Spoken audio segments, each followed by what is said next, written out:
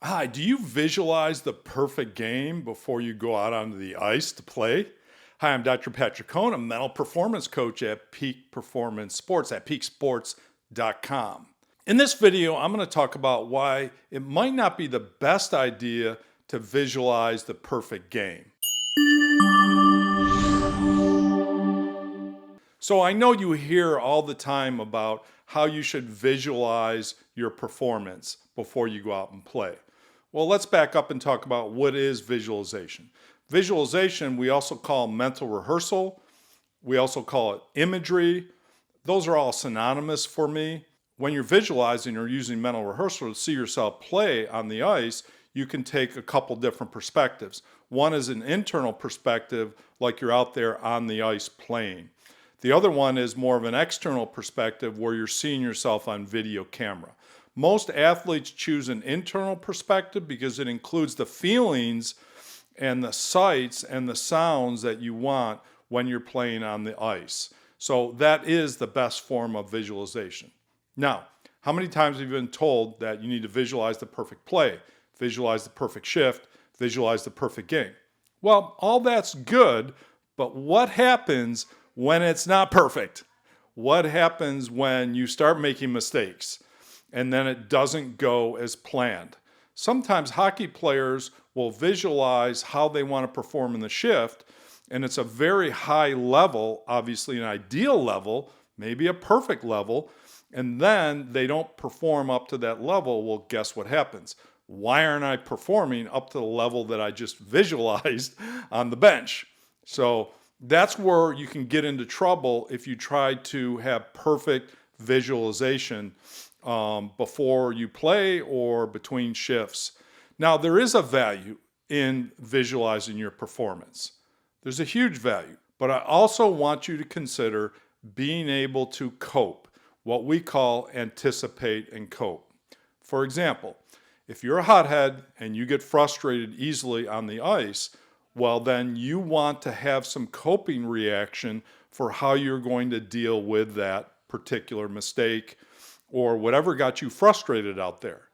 That's just good mental preparation, knowing your push buttons. For example, let's say you make a turnover. And typically what happens when you make a turnover is you get really angry with yourself. Maybe you start to doubt yourself. You start to question why you did that. Maybe you analyze what happened with your game. Did you do something wrong? And then you get really frustrated with it.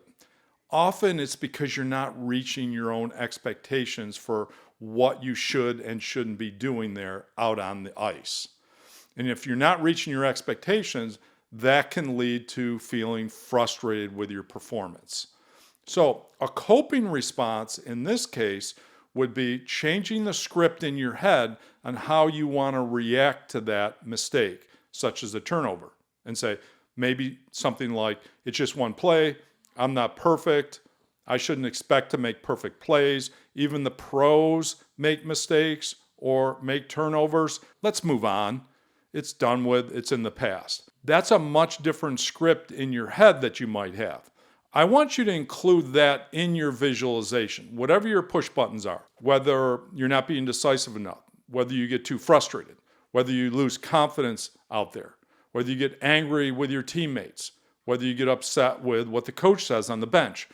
Whatever your push buttons are, you want to be able to anticipate that and have a coping response.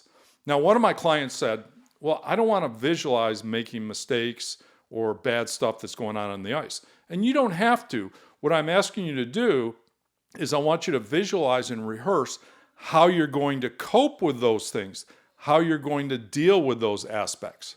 So the bottom line is your visualization should include mastery imagery, where you are performing well, not perfectly, but you're performing well. And then you also want what we call coping imagery, where you're coping with some of the challenges that you have, particularly with your mental game and knowing what your particular push buttons are so that you can have a prepared response, what we call a coping response, ready to go.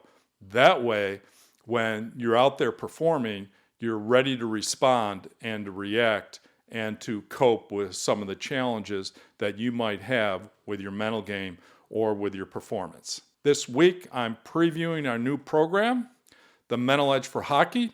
It's going to have 10 audio programs of about 20 to 30 minutes, associated workbook. You'll have plenty of bonuses. It'll be a premium audio and workbook program, and it'll be at peaksports.com. It'll be out in the fall of 2022. We're getting very close. We're putting the final touches on the program. If you have any questions about your mental game for hockey, please contact us at peaksports.com, and we'd love to include it in a future podcast or video. Thanks for watching.